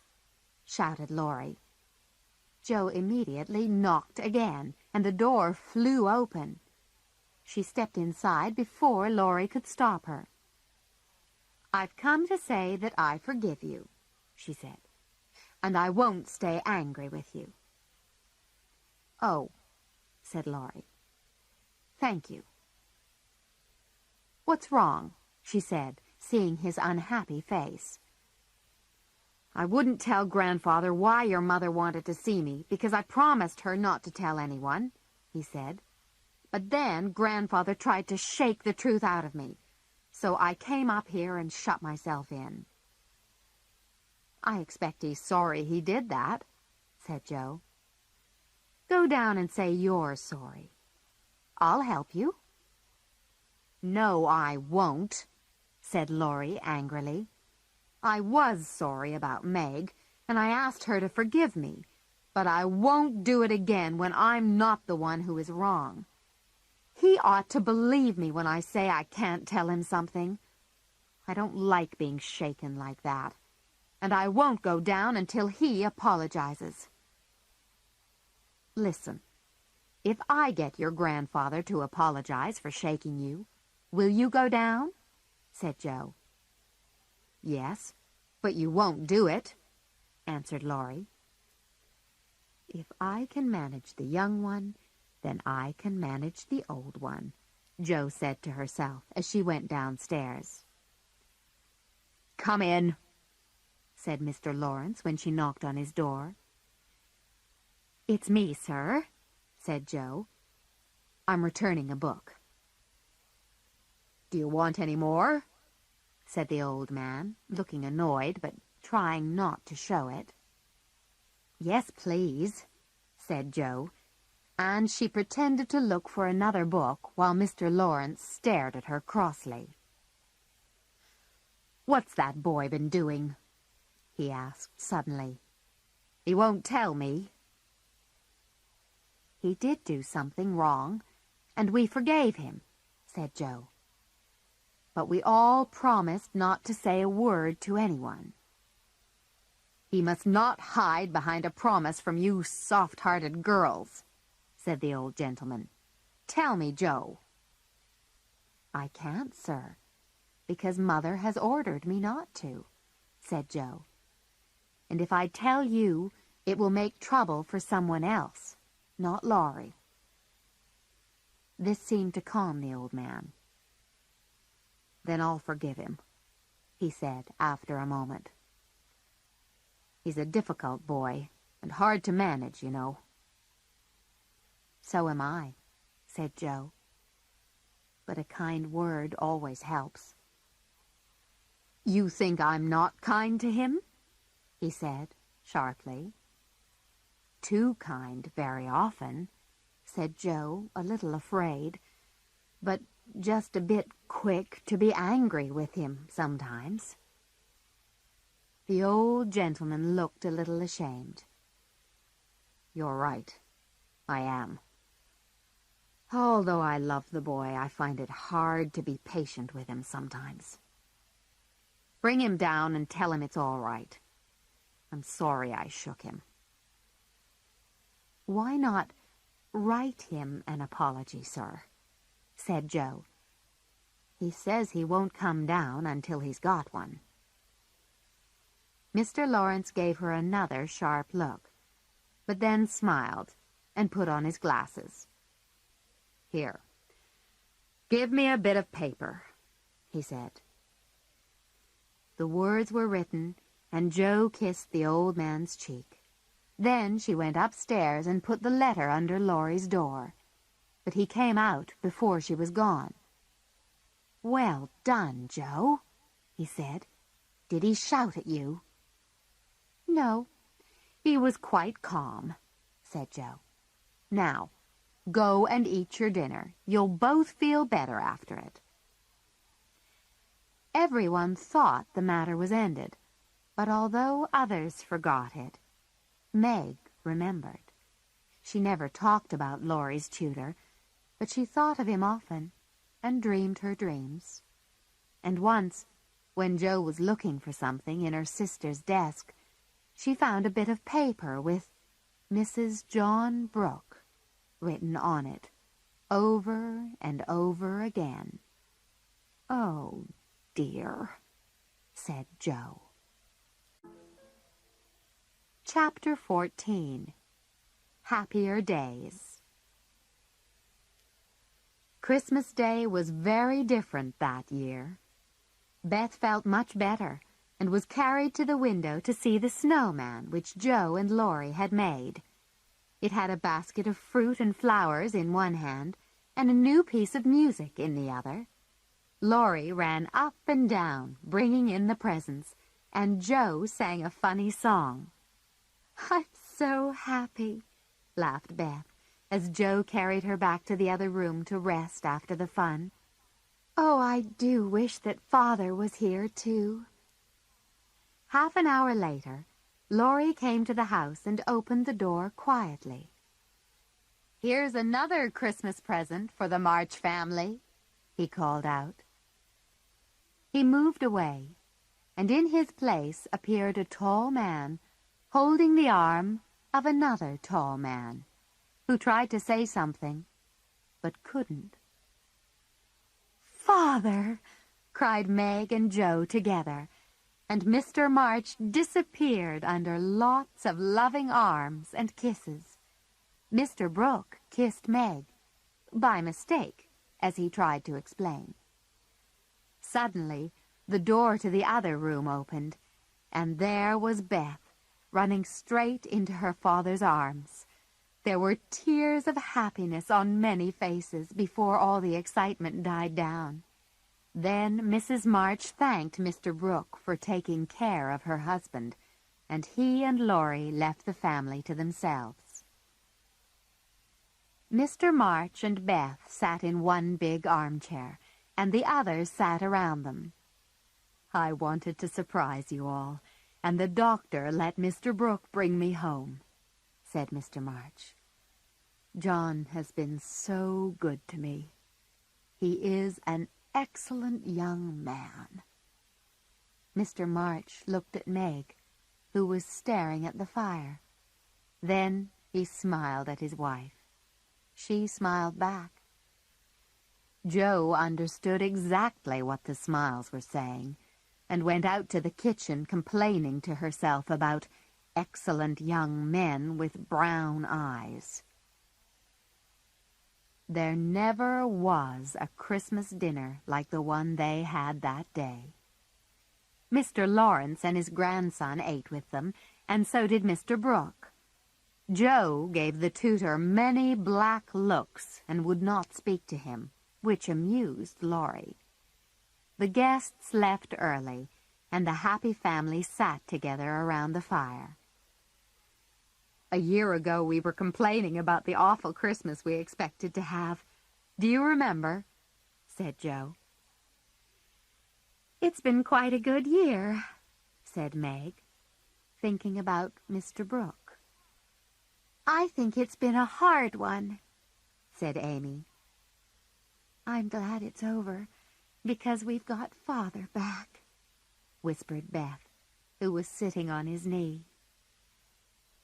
I've discovered several things about you young ladies today, said Mr. March. Oh, tell us what they are, cried Meg. Here's one, he said, taking her hand. It had a small burn on the back, and 2 or 3 little hard places on the front. I remember when this hand was white and smooth. It was pretty then, but to me it's much prettier now. I'm proud of this hard-working hand, Meg. What about Joe? Whispered Beth. She's tried so hard and has been very, very good to me. He smiled and looked at Joe sitting opposite. Her hair may be short, but I see a young lady now. Her face is thin and white from worrying, but it has grown gentler. Perhaps I'll miss my wild girl, but I'm sure I'll love the warm-hearted woman who has taken her place.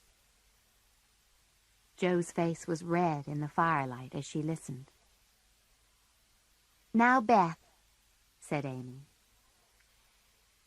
She's not as shy as she used to be, said her father lovingly, and he held Beth close when he remembered how near they had come to losing her.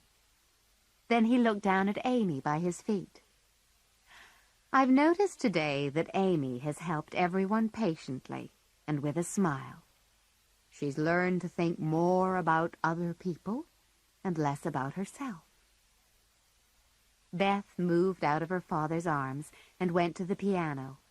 She touched the keys softly and began to sing. Soon, the others joined her in a happy Christmas song. The next afternoon, Joe and Meg were sitting at the window when Laurie went by. When he saw Meg, he fell on one knee in the snow, beat his chest, and put out his arms towards her. When Meg told him to go away, he pretended to cry before walking away looking miserable. Meg laughed. What was he doing? She said. He was showing you how your John will act, answered Joe crossly. Don't say my John. It isn't right. But Meg said the words again, silently, inside her head. If he asks you to marry him, you'll cry or look stupid instead of saying aloud no, said Joe. No, I won't, said Meg. I'll say, thank you, Mr. Brooke. You are very kind, but I am too young to marry you. Please let us be friends, as we were.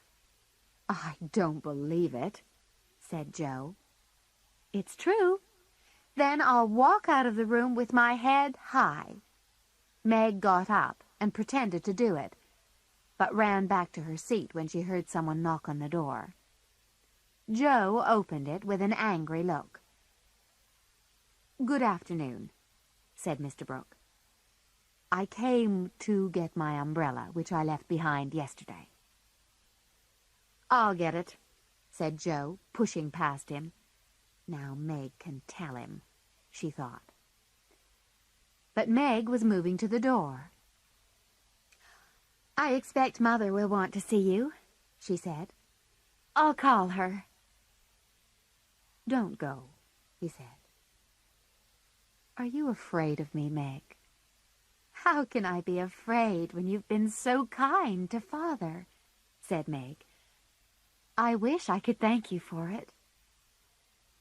"You can," he said. And he took Meg's small hand in his and looked at her lovingly. "Oh, please don't," she said, looking frightened. "I only want to know if you love me a little, Meg," he said gently. "I love you so much." This was the moment to repeat the words she had told Joe, but Meg forgot them all. "I don't know," she said, so softly that John had to move closer to hear her reply. He smiled gratefully. "Will you try to find out?" "I'm too young," she said, hesitating, but feeling her heart beating rather fast. "I'll wait while you learn to like me," he said. "Will it be very difficult?" "Not if I choose to learn," she said. "Please choose, Meg. I love to teach, and this is easier than German," said John, taking her other hand. She looked at him and saw that he was smiling. He seemed so sure of success that Meg became a little annoyed. She felt excited and strange, and taking her hands away from his, she said, "I don't choose.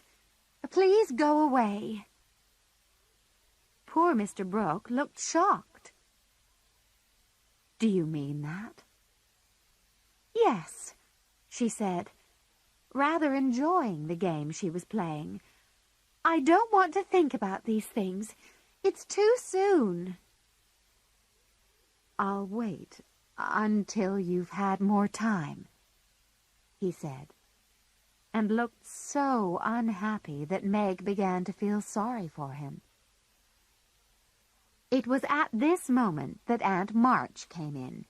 She had come to see Mr. March and was hoping to surprise the family. She did surprise two of them.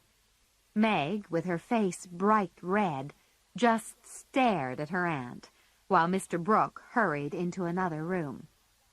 "Goodness me! What's all this?" cried Aunt March. "It's Father's friend," said Meg hurriedly. "I'm so surprised to see you, Aunt March." "I can see that," said Aunt March, sitting down. "What has he said to make your face turn pink?" "Mr. Brooke and I were just talking," said Meg. "Brooke? The boy's tutor? Oh, I understand now. I know all about it because I made Joe tell me. You haven't promised to marry him, have you, Meg? If you have, you won't get one bit of my money. Do you hear?" It was exactly the wrong thing to say. When Meg was ordered not to marry John Brooke, she immediately decided that she would. "I'll marry whoever I want to, Aunt March, and you can give your money to anyone you like," she said. "You'll be sorry," said Aunt March. "Why don't you marry a rich man to help your family?" "Father and Mother like John, although he's poor," said Meg. "Be sensible, Meg," said her aunt. "He knows I have money, and that's why he likes you, I suspect." "Don't say that," said Meg. "My John wouldn't marry for money any more than I would. We'll work and wait and I'll be happy with him because he loves me, and—" Meg stopped as she remembered that she had told her John to go away. Aunt March was very angry. "Just don't expect anything from me when you are married," she said, and she went out of the room, banging the door behind her. Meg didn't know whether to laugh or cry. Before she could decide, Mr. Brooke came back in from the next room and put his arms around her.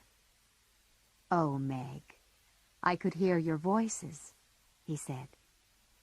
"Thank you for proving that you do love me a little." "I didn't know how much until she said those things about you," said Meg. "So I can stay and be happy," he said. "Yes, John," she whispered, and hid her face on John's chest. Joe returned and found them like that. Meg jumped and turned round, but John Brooke laughed and kissed the shocked Joe, saying, "Sister Joe, wish us luck?" Joe ran upstairs to find her parents. "Go down quickly," she said. "John Brooke is behaving terribly, and Meg likes it." Mr. and Mrs. March left the room in a hurry, while Joe threw herself on the bed and told the awful news to Beth and Amy. But the little girls thought it was all most interesting and delightful. Nobody knew what was said that afternoon, but a lot of talking was done. The quiet Mr. Brooke managed to persuade his friends that his plans were good and sensible. Then he proudly took Meg in to supper. Everyone looked so happy that Joe tried to look pleased too. After supper, Laurie arrived with some flowers for Mrs. John Brooke. Then he followed Joe into the corner of the room while the others went to welcome old Mr. Lawrence. "What's the matter, Joe?" said Laurie. "You don't look very happy." "Nothing will ever be the same again," said Joe sadly. "I've lost my dearest friend." "You've got me," said Laurie. "I'm not good for much, but I promise I'll always be your friend, Joe." "I know you will," answered Joe gratefully. "Then don't be sad," he said. "I'll be back from college in 3 years' time, and then we'll go abroad or on a nice trip somewhere. Wouldn't that cheer you up?" "Anything can happen in 3 years," said Joe. "That's true," said Laurie. "Don't you wish you knew what was going to happen?" "I don't think so," said Joe. "It may be something sad, and everyone looks so happy now." As she spoke, she looked round the room, and her face brightened at the sight. Father and Mother sat happily together. Amy was drawing a picture of Meg and John, who were looking lovingly at each other. Beth lay on the floor, talking to her old friend, Mr. Lawrence. Joe sat in her favorite chair with a serious, quiet look on her face. Laurie smiled at her in the long mirror that was opposite them both, and Joe smiled back.